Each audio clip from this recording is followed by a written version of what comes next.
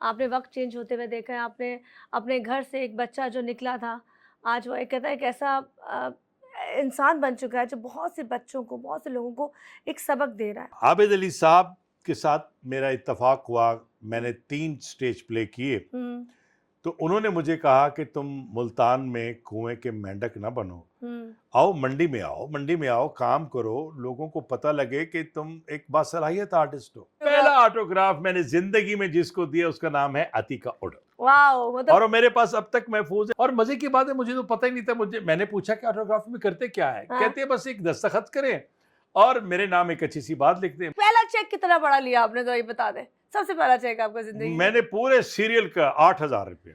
दर्श का? नहीं। जो दूरियां ड्रामा किया था, तो वो 8,000 रुपए हमें मिले थे और समझ नहीं आते थे कि ये खर्च कैसे खर्च करें। कैसे? जो ड्रामा था ना, हमारा ड्रामा, हुँ, वो खत्म हो गया। कैसे? वो उस दौर में ही खत्म हो गया। वो ड्रामा ड्रामा वो होता है, कहानी वो होती है जिसकी जड़ें आपके अपने मुल्क के अंदर, आपके अपने कल्चर के अंदर जिसकी जड़ें हों। जो स्टार प्लस है या कोई और है, वहां का जो कल्चर है हुँ, हुँ। उसको हमने अपना लिया कि ड्रामे में मसाला चाहिए। अस्सलाम नाज़रीन, इट्स मी उज़्मा ताहिर और आप लोग देख रहे हैं एक बहुत ही स्पेशल प्रोग्राम। आज का जो प्रोग्राम है बहुत ही स्पेशल होने वाला है। जनाब, आज के प्रोग्राम में हमने एक ऐसे शख्स को इनवाइट किया है, ऐसी शख्सियत को इनवाइट किया है जो कहते हैं पूरा का पूरा पैकेज है। एक ऐसा पैकेज है जिससे आज की जो जनरेशन, जो बच्चे हैं, जो अभी शोबिस में काम कर रहे हैं या करना चाहते हैं, बहुत कुछ सीख सकते हैं। क्योंकि जब हम उनसे बात करेंगे, जब उनको स्क्रीन के सामने लेकर आएँगे, तो आपको ये अंदाज़ा हो जाएगा कि वो शख्स कौन है और कितने अरसे से काम कर रहा है। और उसकी गुफ्तगू से आप अंदाज़ा लगा सकते हैं कि जब आप किसी भी फ़ील्ड में क्यों ना हो, कोई भी फ़ील्ड क्यों ना हो, कोई भी फ़ील्ड बुरी नहीं होती। हम उसको अक्सर कहते हैं जी फ़लाँ जगह बुरी होगी, फ़लाँ जगह बुरी होगी। लेकिन कोई भी जगह को अच्छा कैसे बनाया जाता है? किस तरीके से उसमें जान डाली जाती है? किस तरीके से अपने अखलाकियात पे रहते हुए, अपनी फ़ैमिलीज़ को साथ लेते हुए काम किया जाता है? और माशाल्लाह वो जो हस्ती हैं, वो किसी तारुफ़ की मोहताज नहीं। तो हमारे साथ मौजूद है मोहसिन गिलानी सर। अस्सलाम वालेकुम सर। वालेकुम अस्सलाम, प कैसी हैं पहले आप? तो बहुत-बहुत शुक्रिया, माशाल्लाह लाहौर से सफ़र करते-करते फ़िलहाल आप कराची पहुँच ही गए। ये सफ़र कैसा रहा आपका? सफ़र तो हमेशा यादगार रहता है। जिस सफ़र को हम समझ लेना कि ये मुश्किल है, वो अंग्रेज़ी का सफ़र हो या उर्दू का, उसे खुद ही खूबसूरत बनाना पड़ता है, ओके। खुद ही अच्छा बनाना पड़ता है और बन जाता है सफ़र। और दूसरी बात है कि आपकी और मेरी मुलाकात को तकरीबन यही मौसम था, यही दिन थे और 13 साल बीत गए।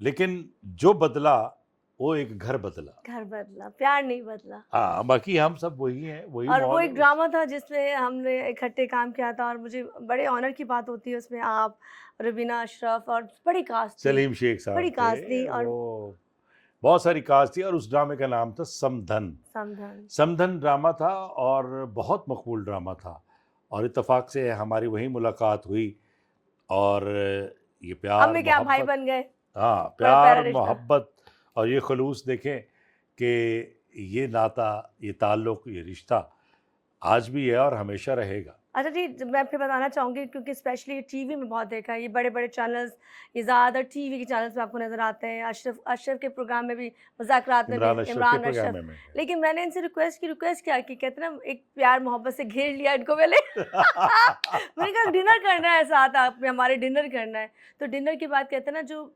खूबसूरत लोग होते हैं, जो अच्छे लोग होते हैं, वो ऐसे ही होते हैं। हम थोड़े स्टार्ट करते हैं आपकी जी। ज़िंदगी से, कैरियर से।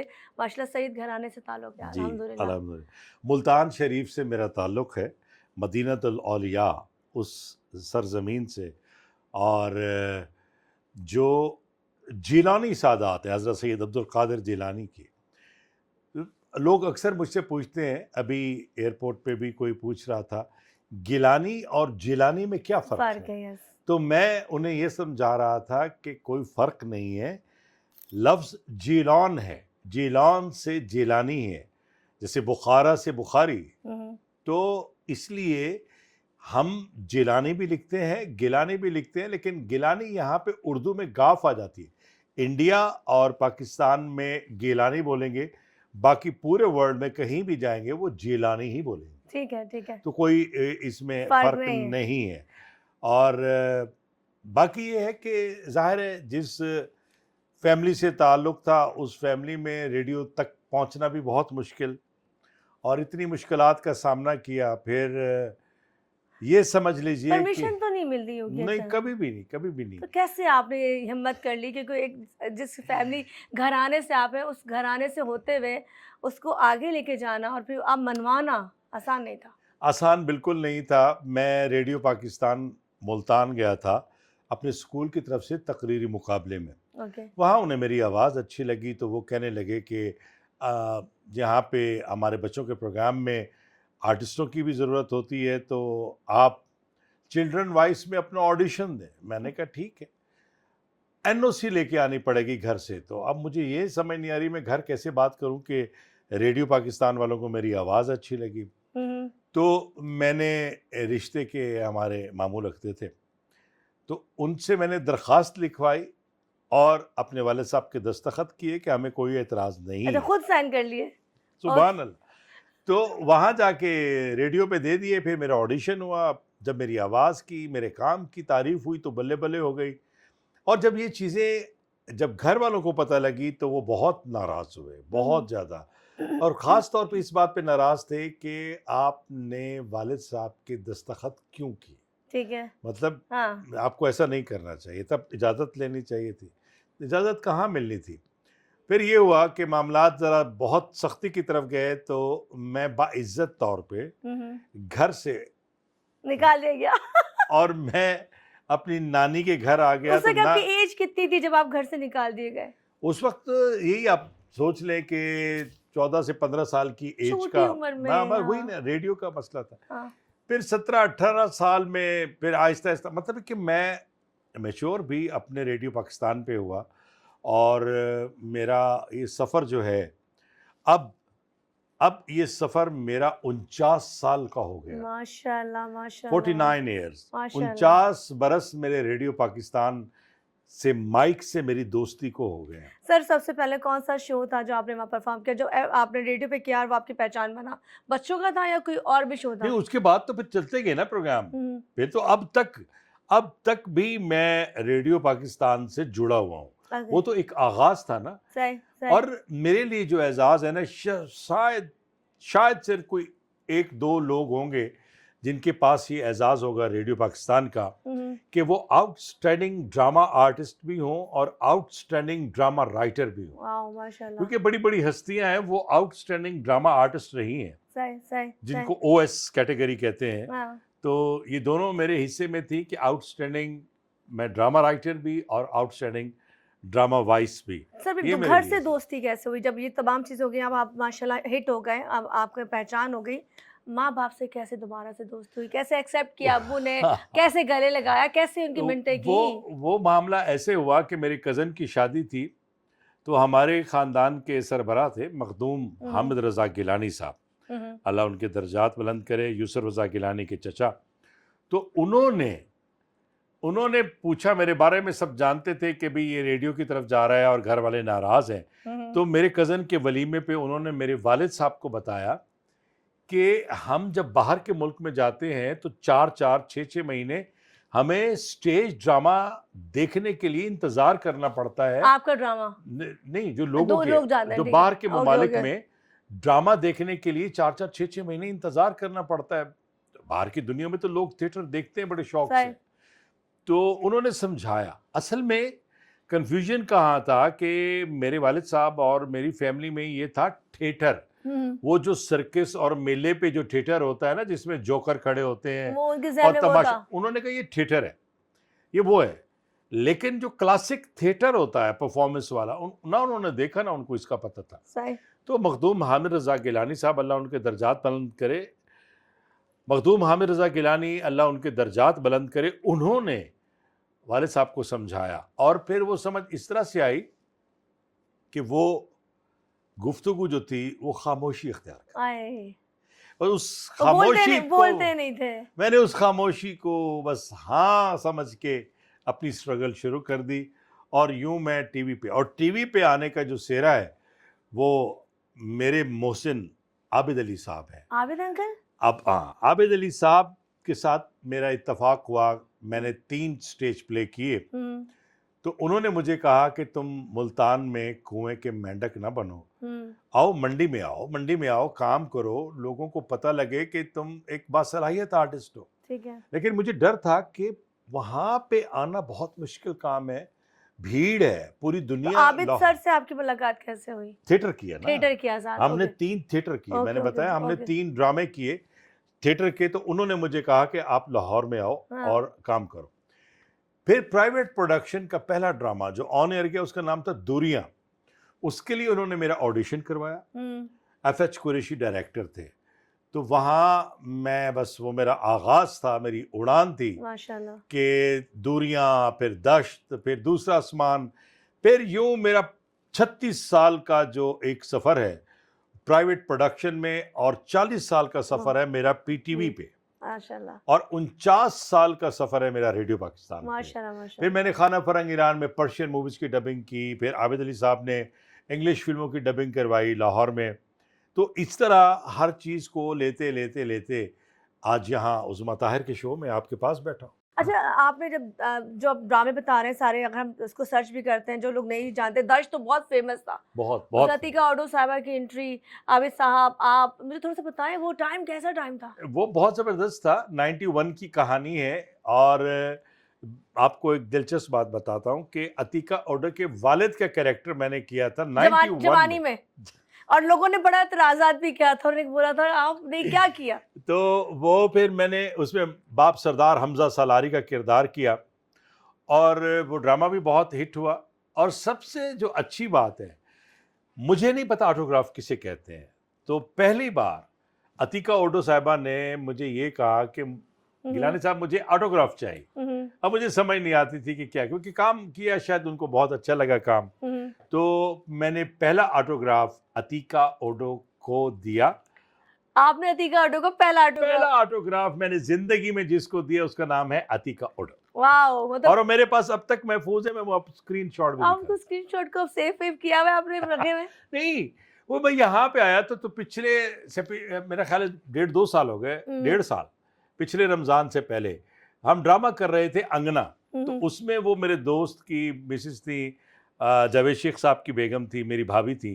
तो मैंने ऐसे बातें की, तो हम जब भी बैठते हैं तो हम दश्त ड्रामे की यादें, वो सारी, वो डेजर्ट, वो माहौल, वो समंदर किनारा, वो सब याद करते हैं। तो उन्होंने कहा था कि, मैंने कहा आपके पास चंद तस्वीरें होंगी, मेरे पास तो नहीं है। तो उन्होंने कहा मैं ले आऊँगी। तो वो एल्बम बड़ी सजी हुई लेकर आई। तो उस पे पहले सफ़े पे कास्ट का नाम लिखा हुआ था, अगले सफ़े पे तस्वीरें थी, अतीका साहबा के पास थी। अतीका ओडो साहिबा ने संभाल के रखी हुई थी। ओके। और उसके बाद वो ऑटोग्राफ, वाह, वो उन्होंने कहा कि ये मेरे पास संभाला हुआ है। और मजे की बात है, मुझे तो पता ही नहीं था। मैंने पूछा कि ऑटोग्राफ में करते क्या है? कहते हैं बस एक दस्तखत करें और मेरे नाम एक अच्छी सी बात लिख दें। मैं अच्छी सी बात भी लिख दी, दस्तखत भी कर दिए। याद है आपने कौन सी बात अतीका ऑडो को फर्स्ट टाइम लिख के दी? मैंने ये कहा था कि मोहब्बत खुदा है और खुदा मोहब्बत, अल्लाह आपके नसीब अच्छे करे और आपको हर मैदान में कामयाबी मिले। और उसके बाद फिर मैंने दस्तखत भी किए और नीचे लिख दिया मैंने घर का टेलीफोन नंबर भी। मुझे क्या पता, मैंने वो भी लिख दिया। और जब मैंने एक जगह पे ये वाकया सुनाया तो वो कहने लगे, पीटीवी पे सुनाया था, तो मुझे कहने लगे कि घर का नंबर पीटीसीएल का कैसे लिखा। मैंने कहा भाई मुझे पता नहीं ऑटोग्राफ क्या होता। अब तो उतनी कितने ऑटोग्राफ आप दे चुके हैं। अब तो दुनिया कहाँ से कहाँ चली गई। अब तो मोबाइलों पे आ गई हर चीज। वो तो बस आगाज था, बहुत अच्छा रहा। फिर अच्छा देखें, उस दौर के जितने भी आर्टिस्ट हैं, अब आबिद अली साहब, अल्लाह उनके दर्जात बुलंद फरमाए, मेरे मोहसिन हैं, ठीक है ना। नोमान इजाज उस ड्रामे से एक रोमांटिक हीरो बन के निकले। अतीका ओडो आ गई, उसमें शाइस्ता जबीर साहबा थी, उसमें हमारे अयूब खोसा साहब थे। अब उस जमाने की हमारी दोस्ती, नोमान इजाज से मेरी दोस्ती दूरियां ड्रामे की है, तो हमारी दोस्ती को 37 बरस हो गए। 37 बरस नोमान इजाज की और मेरी दोस्ती को। और 35 साल हुए असद मलिक और अयूब खोसा के साथ दोस्ती को। और ये हमारा आज तक बड़ा अच्छा बिरादराना एक ताल्लुक़ है, हंसी मजाक है। जब कहीं कोई होता है तो वो एक दूसरे को याद ज़रूर करता है। अभी मैंने पिछले दिनों मैंने एक पॉडकास्ट किया है, और वो भी 24 चैनल पे ओके, रेहान तारिक के साथ। आप गए रेहान तारक के पास? जी, एक ही किया ओके, और बहुत तो यादगार, हमारे ही चैनल का, वो हाँ बहुत हाँ, ही यादगार मेरा पॉडकास्ट था। तो फिर मुझे नुमान इजाज का भी फ़ोन आया, फिर मुझे बहुत सारे लोगों के फ़ोन आए, अच्छा, क्योंकि मेरे लिए फिर ऑनर मीडिया की पे बात है कि डिस्कस किया। 24 वालों ने और सिटी 21 वालों ने आपके पॉडकास्ट किया, अदरवाइज अभी तक किसी और मैं ने। कभी किसी के पास नहीं गया और उनको पता है, उन्होंने ये कहा कि आप पहला पॉडकास्ट करें, मैंने पहला कर रहा हूँ और वो आपका कर रहा हूँ। अच्छा, अच्छा, मुझे मोहसिन सर ये बताएं, जैसे अब आप कह रहे हैं कि सारे टॉप के लोग जो हमारे लेजेंड हैं, और हम तो उनका नाम लेते हुए कहते हैं, हम एहतरामन अपनी आंखें झुका लेते हैं, हमें इतनी उनसे हमें मोहब्बत भी और एहतराम भी है। वो उस वक्त भी क्या वो लोग भी आपकी तरह स्ट्रगल करते थे? उनके घर में भी ये मसले मसाइल थे जब वो सब लोग आए थे? हर कोई ना कोई बंदा कहते हैं शोहरत के पीछे आ रहा था, उस वक्त शोहरत ज़्यादा मैटर करती थी, मुझे लगता है, हाँ, पैसा नहीं करता था। नहीं, पहला चेक कितना बड़ा लिया आपने, तो ये बता दें, सबसे पहला चेक आपका ज़िंदगी में? मैंने पूरे सीरियल का 8,000 रुपया। दर्श का? नहीं, नहीं, नहीं, दश्त के तो हमारे 20,000 हुए थे। अच्छा। जो दूरियां ड्रामा किया था, तो वो 8,000 रुपए हमें मिले थे और समझ नहीं आते थे कि ये खर्च कैसे खर्च करें। कैसे, वो 8,000 भी बहुत थे, बड़ी अहमियत थी। बहुत अहमियत थे। और 20,000 मिले थे हमें दश्त ड्रामे के। हमने 1.5 महीना उनके साथ गुजारा था आउटडोर लोकेशन पे। अच्छा, ड्रामा तो होता है, शूटिंग तो होती है, हुँ, वो तो चलती रहती है। अब सबिया आंटी पाकिस्तान की एक नामवर बहुत अदाकारा, नाम वो जी। हमारे साथ थी। मेरी दाई माँ बनी थी जिसने पहले मुझे पाला, फिर मेरी बेटी को पाला। अब उनकी फ़िल्म लगी वहाँ पे अंजुमन, और सही। वहाँ सिनेमा ऐसा है कि ये सारी बातें मैं ऐसी कर रहा हूँ जो पहले कभी नहीं की। तो वो सिनेमा ऐसा है वहाँ पे जहाँ गवादर में, हुँ, जहाँ पे उसकी कोई छत-वत नहीं, बस वो कपड़ा खुला। ऊपर कर लिया, अच्छा, तो धूप भी जो कि या बारिश से भी बच गए, और हटा लिया तो चांदनी रात भी है, सितारे भी हैं, नीचे वाह! फट्टे पड़े हैं लकड़ी के। उन फट्टों पे लोग बैठ के फ़िल्म देखते थे। वाह! तो हमने उनको कहा कि सबिया आंटी को कि आपकी फ़िल्म अंजुमन लगी है, तो हमने आपके साथ देखनी। ठीक है। उनके बेटे का नाम भी मोहसिन है, वो इसलिए मुझसे बहुत प्यार करती थी। तो हम गए, हमने अंजुमन फ़िल्म सबिया बेगम साहिबा के साथ देखी। एक बड़ी स्टार के साथ बैठ के हमने फ़िल्म देखी। हमने सीटियाँ बजाईं, वाह! हमने कपड़े उछाले, हमने डांस किए, वाह! हमने ऊधम मचाया। जितना वो खुश हुई ना, तो वो ये कह रही थी, उनके ये लफ्ज़ जो है ना, वो हमारे लिए एज़ाज़ था। उन्होंने कहा कि मुझे इतना अच्छा लग रहा है कि शायद लाहौर के किसी बड़े सिनेमा में भी वाह! जब ये फ़िल्म लगी थी, मैंने देखी थी, तो ऐसा मज़ा नहीं आया जिस तरह आप लोग टेक्नीशियन, सब आर्टिस्ट एन्जॉय कर रहे थे, एन्जॉय कर रहे हैं। एन्जॉय कर रहे क्योंकि थे। उस वक़्त सिनेमा अच्छा, में और कोई नहीं था। मोहसिन सर आपने मूवीज़ भी की हैं? मूवीज़ मैंने सिर्फ़ 1-2 की हैं, तो और स्पेशल किसकी की? मैं फ़िल्म करूँ, बता दूँ नाम। परवेज़ कलीम साहब की एक फ़िल्म थी, उसका नाम था नंगे पाँव। अच्छा, उसमें एक नेगेटिव कैरेक्टर किया, जो मुझे लगा मुझे नहीं करना चाहिए था। अच्छा। बहुत बुरा नेगेटिव कैरेक्टर था। लेकिन फ़िल्म वाले इस चीज़ को बहुत एप्रिशिएट करते हैं कि भाई क्योंकि आपकी कमाल कर, पर्सनैलिटी नेगेटिव नहीं ना है ना, नहीं है ना। इसलिए आई थिंक आपको एक्सेप्ट नहीं हुआ। और वो उनकी ख़्वाहिश थी, उनकी ज़िद थी हुँ, कि जो आप सरदार हमज़ा सलारी में आप लगे हो, एक वडेरे, एक हुँ। सरदार, तो मुझे उस तरह का एक बंदा चाहिए। मैंने बस आपसे ये कैरेक्टर करवाना है, करवाना है। अक़ीदतमंद भी थे, हमारे बहुत ज़्यादा प्यार करने वाले थे। हुँ, हुँ। तो उनके कहने पे मैंने ये की। फ़िल्म तो की, लेकिन फ़िल्म करते हुए भी, फ़िल्म के बाद भी एहसास हुआ कि ये अच्छा, न नेगेटिव। जैसे मूवी आपने किया, आपने कहा मैंने नेगेटिव रोल किया, मुझे मुझे अच्छा नहीं लगा। सिर्फ़ ये बताएँ, जैसे नेगेटिव में हमें पता है जो मुस्तफ़ा कुरैशी सुल्तान राय की मूवी होती थी, अंजुमन को उठा के ले गए, तो क्या ऐसा भी कोई सीन में नहीं, किया कि आपको बाद में दुःख हुआ, पहले लड़की को क्यों उठा लिया? नहीं, नहीं, नहीं, उठाने वाला कोई काम नहीं था। फिर क्या था? वो सारे मोहब्बतों में घिरे हुए लोग थे, वो मुझे उठाने की ज़रूरत नहीं पड़ी। उसमें मेरे कैरेक्टर कोई का गाना था आपके ऊपर, मुझे बताएँ, कोई रोमांटिक गाना आपने किया किसी हीरोइन के साथ? गाने, एक नरगिस के गाने मेरे साथ थे, अच्छा, फ़िल्म सर एक्ट्रेस नरगिस के नरगिस साथ का। तो फिर तो मैं सोच और सकती हूँ। उस ड्रामे में, उस फ़िल्म में, हुँ, नंगे पाँव में तकरीबन सारे के सारे टीवी एक्टर थे, ओके। और उसमें फैसल कुरैशी हीरो था, इरम ताहिर इरम ताहिर, यस, एक्टर जो इरम, ठीक है। थिएटर की थिएटर आर्टिस्ट की, थी। जी, जी, जी। वो उस वक़्त आई थी, वो कराची से गई हुई थी। उन्होंने उस फ़िल्म में हीरोइन का रोल किया, और फैसल कुरैशी उसमें हीरो थे।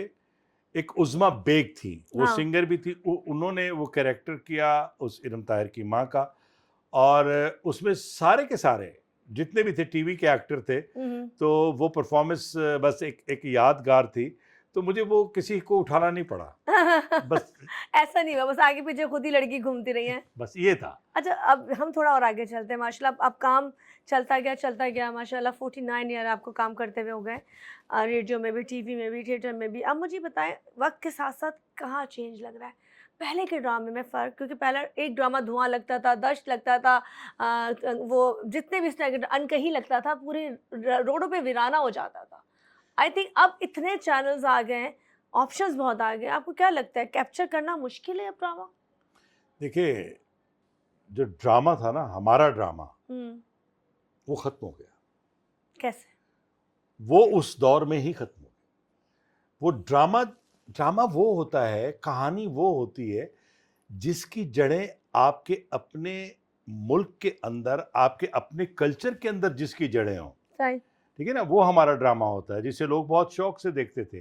वो कहते थे जी वारिस ड्रामा लगा, दराड़ें लगा, दीवारें लगा, अनकही लगा, तो लोग दुकानें बंद कर देते थे, बैठ के सुकून से ड्रामा देखते थे। वो सब ड्रामे का टाइम था। सही। अब ये था कि अब का क्या है कि अब ड्रामा जो है ना, वो हमने फिल्म की तरह बनाना शुरू कर दिया। या पड़ोसी मुल्क को देख के बनाना शुरू कर दिया। वो असल में हमारा जो स्टार प्लस है, या हमारे पड़ोसी मुल्क का जो स्टार प्लस है या कोई और है, वहाँ का जो कल्चर है उसको हमने अपना लिया कि ड्रामे में मसाला चाहिए। अब मसाले में हम वो ड्रामा भूल गए या वो दिखाना छोड़ दिया जो हमारी अपनी कहानियां थी। अब जब उनसे बात होती है, रेटिंग वालों से बात होती है, जब बेचने की बात होती है, जब मार्केटिंग वालों से बात होती है, कमर्शियलिज्म की बात होती है, तो वो एक बड़ी खूबसूरत बात करते हैं। वो कहते हैं कि जी हमारा ड्रामा हिट होता है जिसको खवातीन देखती, सही। और खवातीन वो ड्रामा देखती हैं जिसमें कुछ चालाकियाँ, कुछ चालबाजियाँ, कुछ औरत नेगेटिव है, कोई किसी का घर बर्बाद कर रही है, एक औरत है जो बहुत मजलूम है, जो रो रही पिस रही है। मर्द जालिम है। बस इस चीज़ को जो पड़ोसी मुल्क ने कैश कराया, वो अब कैश करा रहे हैं, और अब हुआ ही जा रहा है। अब ये है कि 15-16 साल से हम उस ट्रैक से हटे ही नहीं। अब मिसाल है, आपके पास कोई स्क्रिप्ट आता है, पहले तो स्क्रिप्ट देखा जाता था, आप भी देखते होंगे, आपको होता था फलां राइटर, जैसे राइटर्स सबसे पहले पूछते थे कि किसका लिखा हुआ ड्रामा है और उसका डायरेक्टर कौन, ये पूछा जाता था। अब ये है कि पैसे कितने हैं। अब पैसों का गेम मेरे ख्याल से ज्यादा हो गया है। अब पैसा तो महंगाई भी बहुत मुंह मांगा मिल रहा है ना, पैसा तो मुंह मांगा मिल रहा है, सही। तो कैरेक्टर भी वो कहते हैं जो हमने दिया वही करो, तो कहानी तो वही चलती कॉम्प्रोमाइज हो रहा है इसका मतलब है। अच्छा, इस वक्त सबसे बेस्ट, इस वक्त माशाल्लाह आप कराची एक बिग बैंग का सीरियल करने के लिए आए हो, मुझे बताएं प्रोडक्शन हाउस इस वक्त काफ़ी कराची में है, लेकिन कहाँ पे आपको ज़्यादा लगता है कि यार कुछ अभी भी स्टोरीज पे काम हो रहा है? कौन से ऐसे? मैं आजकल एक ड्रामा जो शूट कर रहा हूँ उसका नाम है टूटा हुआ दिल, बिग बैंग का ड्रामा है। वो कोई इतने अरसे के बाद सादिया अख्तर साहबा का लिखा हुआ है और उसके डायरेक्टर जो ना अहमद सुहेल है। इतने अरसे के बाद एक अच्छी कहानी मिली कि उस कहानी में एक बेटियों का बाप जो है उसकी अपनी एक स्टोरी है, उधर बाबर अली है, इधर मैं कर रहा हूँ बेटियों का बाप, उधर लड़के का बाप जो है ना वो बाबर अली। अब उनके घर की एक अलग टेंशन की स्टोरी है, मेरे घर की अलग स्टोरी है, मैं उस ऑफिस में मुलाजिम हूँ। मतलब इस तरह की खूबसूरत स्टोरी है जिसमें फैमिली इश्यूज, कि फैमिली में कितने इश्यूज होते हैं जो हम, इसमें कोई लव स्टोरी नहीं है, कोई इस तरह का नहीं है कि कोई उसके इश्क में उधर मर गया, कोई उधर मर गया, इस तरह की नहीं। जो जनरल फैमिली में प्रॉब्लम्स होते हैं, जो फैमिली तो वो बहुत अच्छा है, और जब लोग देखेंगे तो उन्हें बहुत अच्छा लगेगा। बहुत अच्छा लगेगा। अच्छा, अब मैं थोड़ा सा आ जाती हूँ, थोड़ी सी चीज़ें को चेंज करते हैं। ऐसे नाम मुझे कुछ बताएं जिनके साथ काम करके कभी मज़ा ना हो। 5 लोग माजरत के साथ, उतना कभी मज़ा ना आया हो कि यार ये नो कंफर्टेबल नहीं है, कभी ऐसा हुआ है कोई आर्टिस्ट? आर्टिस्ट ऐसे होते हैं, लेकिन हम दरगुजर करना सीखते हैं। करते हैं आप? बेशक मुस्कुरा के दरगुजर करते हैं, और उन आर्टिस्टों के साथ काम भी करते हैं। क्यों कि कैमरे के एक्शन के बाद ईमानदारी से काम करना पड़ता है जब तक कट नहीं होता। और बात है कि एक्शन और कट के बाद आप आराम से बैठ जाएं तो आपकी कोई सलाम दुआ उनसे नहीं होती, लेकिन अभी भी ऐसे लोग हैं। अच्छा, अभी की जनरेशन कितना सीनियर को वैल्यूज देती है? बड़ा इंपॉर्टेंट है। नहीं नहीं, जो हमारी जनरेशन थी, जो हमारे लोग थे, जो जितने भी सीनियर लोग काम कर रहे हैं, उनमें से कुछ सीनियर का रवैया ज़रा सख्त होता है अपने जूनियर के साथ, लेकिन मैं या मेरे और सारे दोस्त हैं, उनका रवैया बहुत अच्छा होता है। बहुत चंद चंद ऐसे सीनियर हैं जिन्हें यूं लगता है कि हमने बड़ी मेहनत की है तो इनको तो सब कुछ प्लेट में रख के पेश कर दिया गया, ठीक है। क्योंकि जो आज के बच्चे हैं वो हमारे दौर के हीरो से डबल पैसे ले रहे हैं, सही। तो उनको इस बात का एहसास होता है कि यार ये आए और इनको इतने लाखों पैसे के- मिल हाँ। रहे हैं, इनको इतने पैसे मिल। भाई दौर दौर की बात है, वक्त की बात है, तो उनको अगर पैसे मिल रहे हैं तो वो मिलेंगे। सही। और फिर दूसरी बात जो मैं कर रहा था वो ये है कि हम सब लोग मिल के बैठते थे, सही। हम लोगों ने खाना खाना, चाय पीनी, गप्पे लगानी, हंसना खेलना और काम लाजवाब पहले करना। रिहर्सल होती थी, अब नहीं होती। आई नहीं थिंक अब नहीं। अब क्या होगा कि अब लड़की को अलग कमरा चाहिए, लड़के को अलग कमरा चाहिए, इस तरह से 3-4 कमरों में बेचारा डायरेक्टर, प्रोजेक्ट हेड वो तकसीम हो जाता खाना भी है। अलग अलग चाहिए, बेबी को ये चाहिए, हीरो को वो चाहिए है। ये भी हो रहा है ना, अब एक साथ खाना सबका एक साथ नहीं होता। बेबियों को भी बहुत से मसले मसाइल हो गए सर। अब बेबी तो बेबी है, बेबी- वो कुछ भी कह सकते। चलो जी, बेबी तो बेबी है, बेबी से थोड़ा सा आगे चलते हैं क्योंकि अब बेबियों का ही दौर है।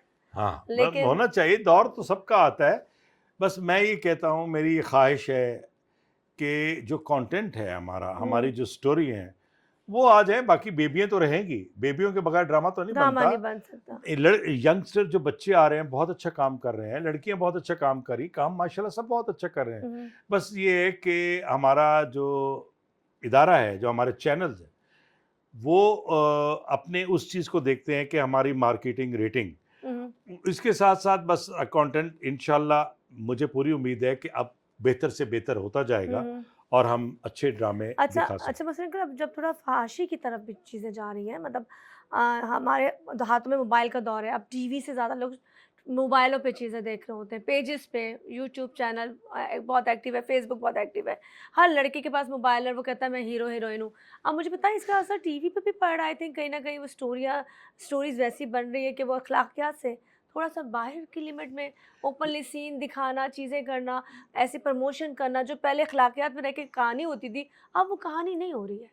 मैंने यही अर्ज की है ये कि लाजवाल इश्क जो था, हालांकि हमारी बहुत प्यारी आर्टिस्ट है आयशा, लेकिन वो डेट पॉइंट दिखा के लड़के लड़कियों को साथ बिठा के, आई थिंक मुझे लगता है हम अपने बच्चों को गलत तरबियत दे रहे हैं। बस ये है, मैंने पहले अर्ज की है ना कि कहानी हमारी जो ज़मीन से, हमारे कल्चर से जुड़ी हुई कहानी थी वो नहीं है। अब ज़रा बस हवा में उड़ती हुई कहानियां हैं जिसमें उनका ड्रामा बिकता है ना। देखें, जो ड्रामा बनाने वाला है उसको तो ड्रामे को बहुत अच्छे तरीके से बेचना है। हमारी ख़वातीन उस ड्रामे को देखती हैं, उनको रेटिंग मिलती है और वो कहानी वैसे की वैसी होती है। अब मैंने एक बात पहले की कि अब ड्रामा जो कि फैमिली ड्रामा होता है, टीवी का ड्रामा, अब उसके अंदर फिल्म आ गई है। और हमारी फिल्म की बदकिस्मती क्या है कि हमारी फिल्म के अंदर टीवी चला गया, तो यूं फिल्म टेलीफिल्म बन गई और हमारा ड्रामा जो है ना वो फिल्मी ड्रामा नहीं बन मोहसिन सर, हमारी फिल्म आई थिंक मुझे लगता है चल ही नहीं सकी। अब जो मूवीज़ जितनी भी बनी है, मेरे ख्याल से एक आध के अलावा ही, जो भी हुमायूं सईद की थी और उसकी थी, जो बाज़ाहिर लोगों ने बड़ी तनकीद की है, लेकिन हुमायूं हीरो हैं, जो बात सच है वो हीरो हीरो लोगों ने बनाया है। लेकिन हमारी फिल्म इसलिए नज़र नहीं आती, शायद टीवी के लोग वहाँ काम कर रहे होते हैं, ये वजूहत है, या शायद सही टेक्निकल तौर पे बनाना नहीं आता उन लोगों को नहीं। मूवी। देखें, जो फिल्म होती है ना वो फिल्म होती है, टीवी ड्रामा होता है। और फिल्म की स्क्रीन जो है ना, फिल्म का फ्रेम जब खुलता है ना, वो लगता है कि ये फिल्म के डायरेक्टर ने बनाई है। इसके लिए फिल्म इंडस्ट्री के लिए पहले आपको फिल्म इंडस्ट्री बनानी पड़ेगी, ऐसे लोगों को काम करवाना पड़ेगा जिनके साथ आप एग्रीमेंट करें कि आपने ना किसी इश्तिहार में काम करना है, ना आपने किसी टीवी ड्रामे में काम करना है, ना हर जगह जाके पब्लिक प्लेस में घूमना है। अच्छा, ये होता था जब कहते थे पुराने जमाने में, जब कोई हीरो हीरोइन होता था वो कहीं घूमता नहीं था, कहीं नजर नहीं आते, उसने हिट होना होता था।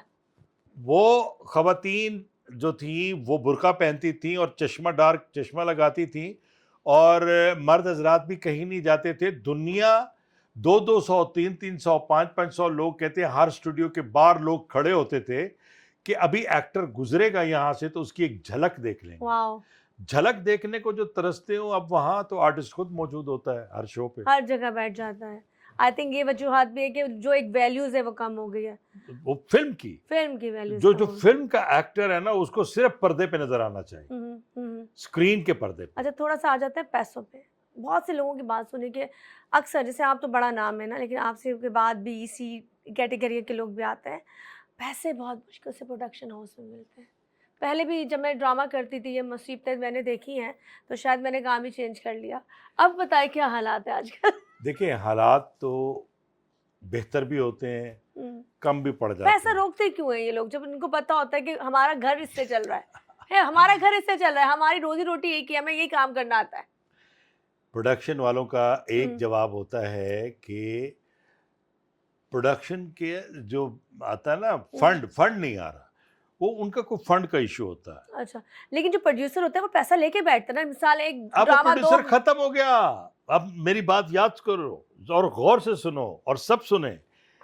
एक प्रोड्यूसर होता था जिसका प्रोडक्शन हाउस होता था, वो ड्रामा बनाता था और ड्रामा बना के आगे चैनल को बेचता था। चाहे अब वो जितने भी 700, 800, 1000, 1200 जो प्रोडक्शन हाउस थे वो बंद हो गए, लोग बेरोजगार हो गए। अब चैनल अपना ड्रामा खुद बनाता है।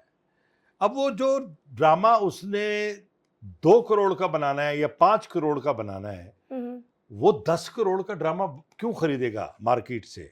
अब चैनल अपना ड्रामा बनाते हैं, अपनी मर्जी की कास्ट लेते हैं, अपनी मर्जी का सब्जेक्ट होता है, अपनी मर्जी की लोकेशन होती है, और तो सब चैनल अब अपनी मर्जी के हिसाब से करते हैं। उसी हिसाब से करते हैं, लेकिन मसला अभी भी पैसों का है वो चलता रहता है। चलता है, बस आ जाते हैं आप लोग तो आ जाते हैं, लेकिन मसला है, नहीं, मसला है लेकिन मिल जाते हैं। अब हम थोड़ा सा आगे आ जाते हैं।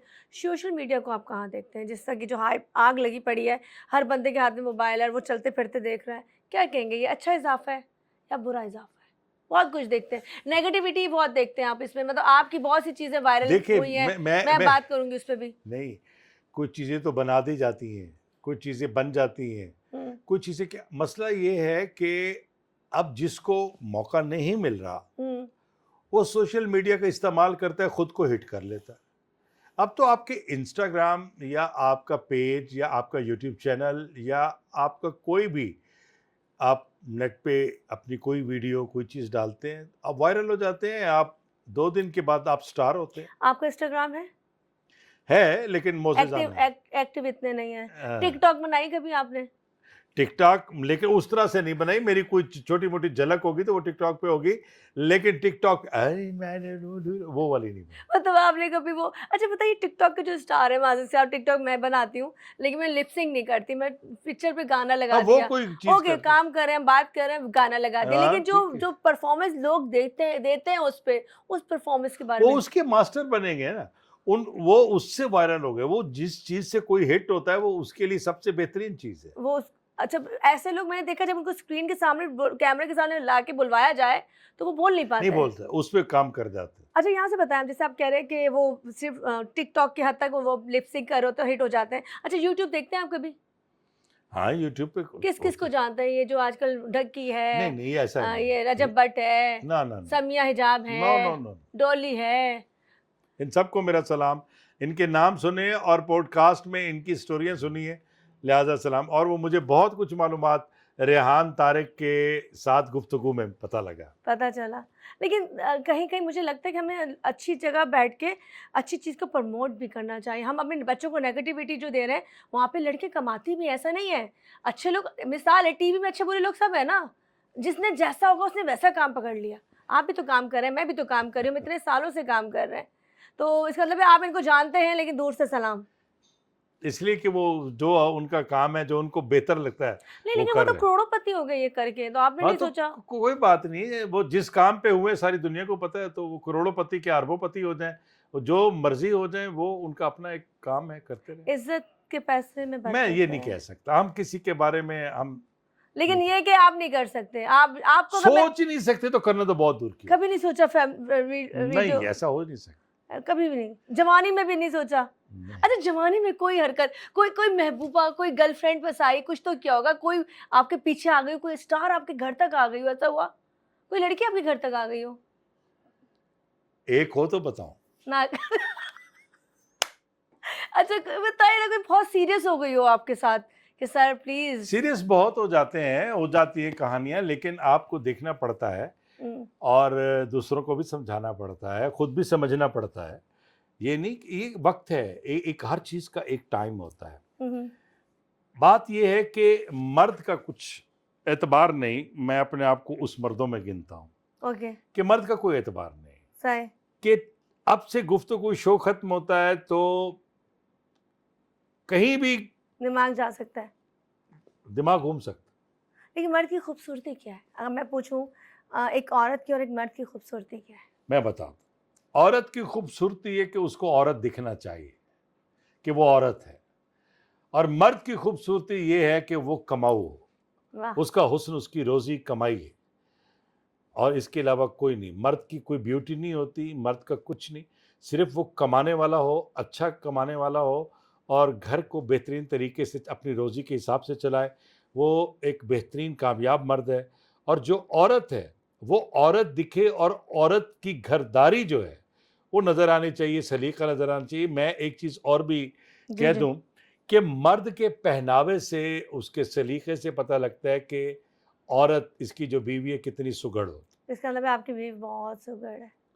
अब तो माश बीवी क्या, अब तो ज़ाहिर है बहू बेटियाँ माशाल्लाह माशाल्लाह। वही, मतलब लेकिन मैंने मैंने मतलब जहाँ तक मुझे पता है, जैसे आपने कहा था कि पूरी ज़िंदगी हो गई आपने टीवी का रिमोट से ऑन करके टीवी तक नहीं किया, कभी कोई खाना, मतलब मैं पूछना चाहूँगी कभी कोई खाना, कोई सालन, कोई चाय, कोई अंडा बॉयल कुछ किया आपने?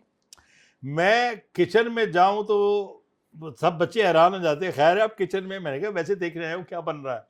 मुझे नहीं पता माचिस कहाँ रखी है, मुझे नहीं पता वो जो एक लाइटर होता है हाँ। वो कहाँ पे है, चीनी पत्ती क्या चीज़ें कहाँ पे है, मुझे कुछ नहीं पता। तो ये दूसरा ये है कि मैं जहाँ बैठ जाऊँ, मेरा दिल चाहे तो मैं खाने की मेज़ तक जाऊँ, ना दिल चाहे तो वहाँ छोटी मेज़ लगा दी जाती है, वाह! मेरा खाना वहीं आ जाता है।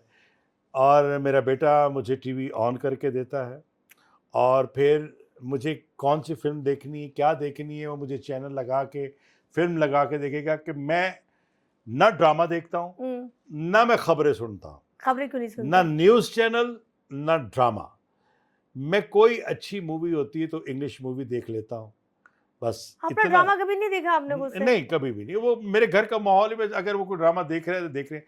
ना ही मेरे घर में मेरे कोई ड्रामे की तस्वीर है, ना मेरी प्राइड ऑफ परफॉर्मेंस की तस्वीर फ्रेम होके लगी हुई है, ना मेरा कोई अवार्ड, कोई एज़ाज़, कुछ भी नहीं।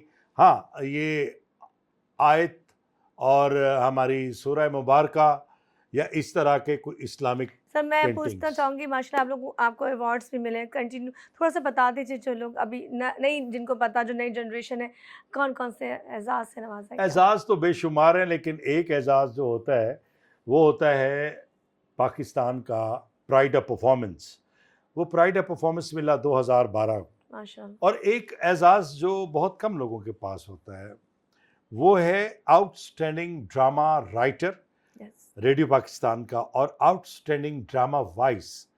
देखिए, आउटस्टैंडिंग जो होता है ना, जिसे ओएस कैटेगरी कहते हैं, आउटस्टैंडिंग ड्रामा वॉइस, तो बहुत नामवर लोग हमारे जो दुनिया से गुजर गए हैं, अब भी हैं। लेकिन ड्रामा राइटर और ड्रामा वॉइस, ये जो आउटस्टैंडिंग कैटेगरी है ना, ये कोई 2-1 लोग ही होंगे, उनमें मेरा शुमार। माशाल्लाह, माशाल्लाह, माशाल्लाह। खैर ये वो सारा काम था जो आपको नज़र समझ में आया। आज तक इन्होंने अपना काम खुद से कुछ नहीं किया। अब इसके पीछे रीज़न ये है, एक तो इनका फैमिली बैकग्राउंड, दूसरा सबसे बड़ी बात है कि हमारी जो मामी कह लें, अम्मी मतलब भाभी कह लें, वो ऐसी हैं कि उन्होंने वाक़ई कहते हैं ना, अगर मर्द को ऐसे रखोगे ना, तो वो मर्द फिर आपसे ज़िंदगी भर वफ़ा करेगा, वो कहीं और नहीं देखेगा। इससे भी बड़ा किरदार औरत का होता है, जो आप कहते हैं औरत की झलक आती है मर्द के ऊपर, उसके पहनावे पे, उसके दिखने में, उसके चलने में, उसके बात में। चलें जी, यहाँ से तमाम चीज़ें आपके सामने आ गई। बहुत खूबसूरत तरीके से हम कह रहे हैं इसके वाइंड अप की तरफ जा रहे हैं, और एक हँसते मुस्कुराते शख्स की जो शख्सियत है वो आपको नज़र आई। काम कैसे किया, कैसे आया, फैमिली बैकग्राउंड, तमाम चीज़ें, किस तरह से वक़्त चेंज हुआ।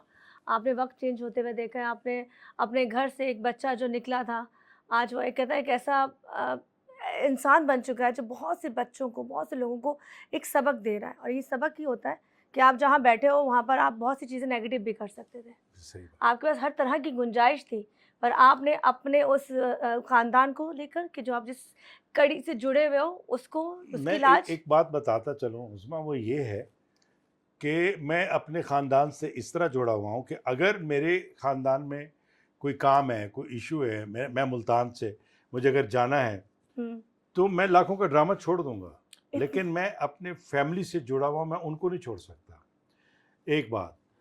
दूसरी बात ये है कि जिस तरह जो मतलब बच्चे की परवरिश है ना, हम्म, वो मुझसे ज़्यादा मेरे बच्चों पे असर है मेरे बड़े भाइयों का, उनकी फैमिलियों का। सही, क्योंकि मैं तो स्ट्रगल में लाइफ गुजारी ना, यस, तो अब वो बच्चे उस तरीके से सारे काम करते हैं, तो मतलब मैंने उन्हें क्या सँभालना, उन्हें उनकी माँ ने सँभाला।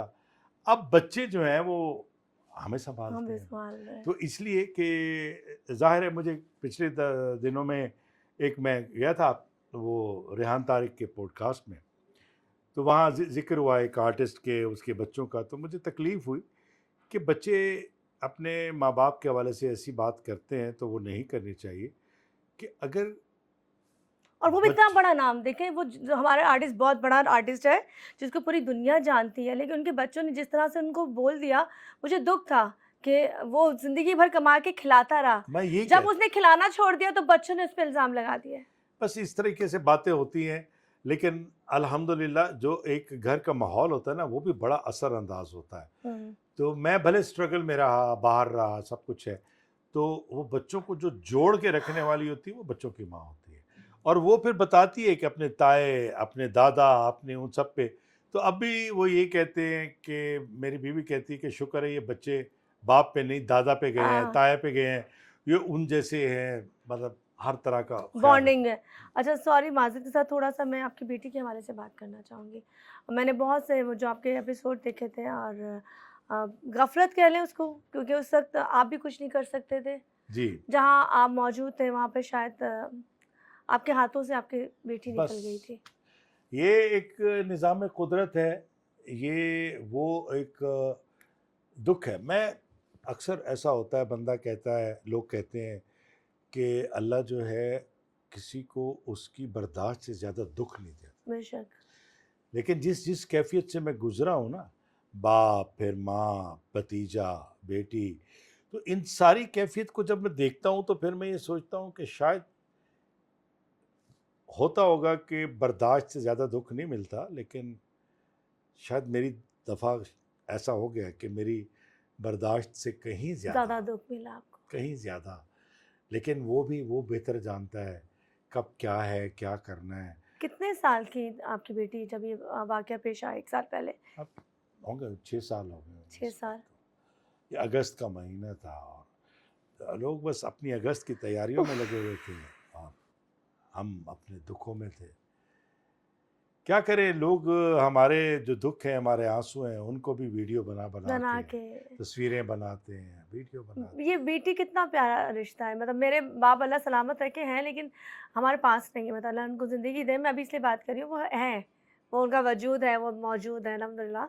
लेकिन एक माँ, एक बेटी को अपने बाप की कितनी ज़रूरत होती है, या बाप को अपनी बेटी से कितनी देखिए, मोहब्बत होती है। एक बेटी की ताकत होता है बाप, बहुत बड़ी ताकत। और बाप का जो मान होता है वो बेटी ही होती है।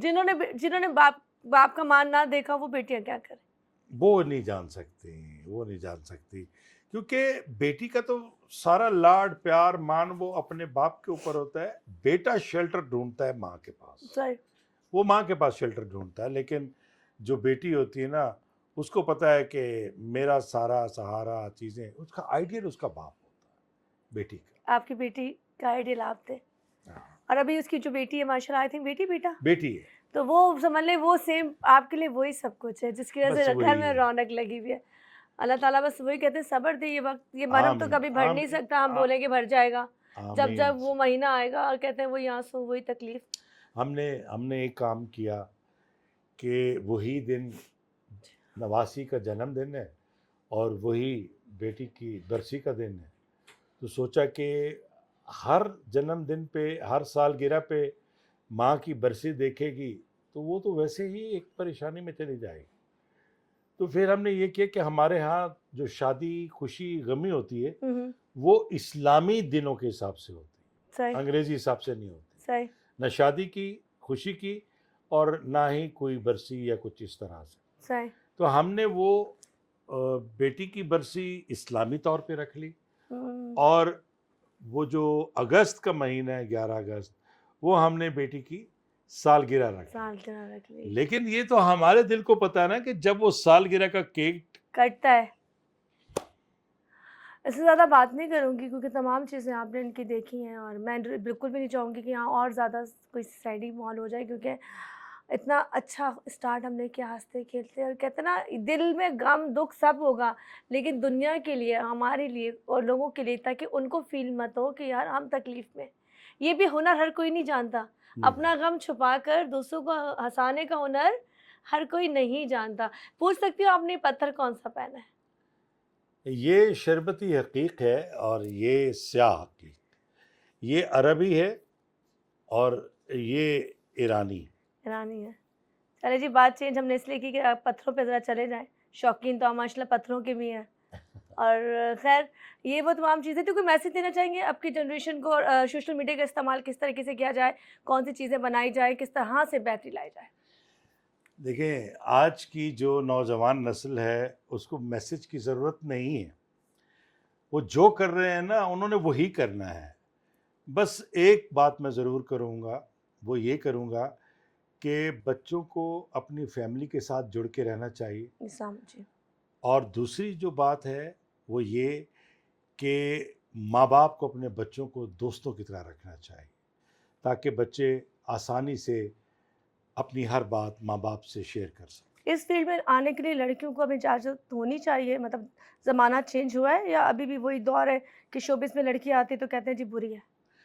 मेरे हिसाब से जो मैं समझा हूँ कि ऐसा कुछ भी नहीं है। जब भी कोई आता है, जो सोच के आता है ना, वो उस तरह के माहौल में खुद ढल जाता है। सही। वो उस तरह के माहौल में लेफ्ट राइट अपने रास्ते बना लेता है। हुँ, जिसको लगता है कि ये बेहतर नहीं है, तो वो फ़ील्ड छोड़ देता है, वो फ़ील्ड में रहता नहीं। अब 4 लड़कियाँ ऐसी हैं जिनकी शादियाँ हुई हैं, मैं दुल्हन का वकील भी बना हूँ, तो हर कोई अपने-अपने घरों में है, ठीक है? जिसको लगता है कि ये चीज़ अच्छी नहीं है, उसको छोड़ देनी चाहिए। एक चीज़ को बुरा भी कहते रहना, बार-बार बुरा भी कहना, हरासा भी कहना, और उसके बाद उसी इज़्ज़त भी में वहीं से, पैसा भी वहीं उसी से। में सज-धज के काम भी करना और पैसा भी कमाना। जाते-जाते एक मैसेज बहुत अच्छा था उन बच्चों के लिए भी, जिनके माँ-बाप इस फ़ील्ड में काम कर रहे हैं और किसी वजह से वो पहले ज़माने में इतना पैसा नहीं होता था, पैसा भी आना शुरू हुआ है। लेकिन अगर आज के बच्चे शिकायत करते हैं कि हमारे लिए क्या किया है, हमारे लिए क्या बनाया है, तो उनको सोचना चाहिए था कि आपको यहाँ तक तो पहुँचा दिया ना, अब आपको चाहिए था कि अपने माँ-बाप को बनाएँ। 100% 100% ना, होता भी यही है। खैर, इसी के साथ बहुत शुक्रिया, क्योंकि आपने मुझे ये इंटरव्यू दिया, जो मेरे लिए बड़े ऑनर की बात है, और एक पॉज़िटिव चीज़ आप तक पहुँची होगी। और मोहसिन सर का जो काम था, चीज़ें थी, इनका स्टार्ट था उन लोगों के साथ था जो पहचान है। जब बात की जाएगी पाकिस्तान के ड्रामों की, चीज़ों की, तो इनका नाम सर-ए-फ़हरिस्त रहेगा कि जी ये कैटेगरी के लोग हमारे अच्छे काम में आते हैं। और मज़ा तब ये है कि जब हम पाकिस्तान से बाहर कहीं काम करें तो हमारा नाम उन लोगों में शामिल किया जाए जिसको लोग याद करें, जिसको लोग एप्रिशिएट करें। ये ना हो जैसे बाकी लोगों को याद करते हैं, वो फ़लाँ, फ़लाँ, फ़लाँ, वो पैसा तो बहुत कमा लेंगे पर इज़्ज़त नहीं कमा पाएँगे। इसी के साथ मुझे और सर को इजाज़त दीजिए। अल्लाह हाफ़िज़।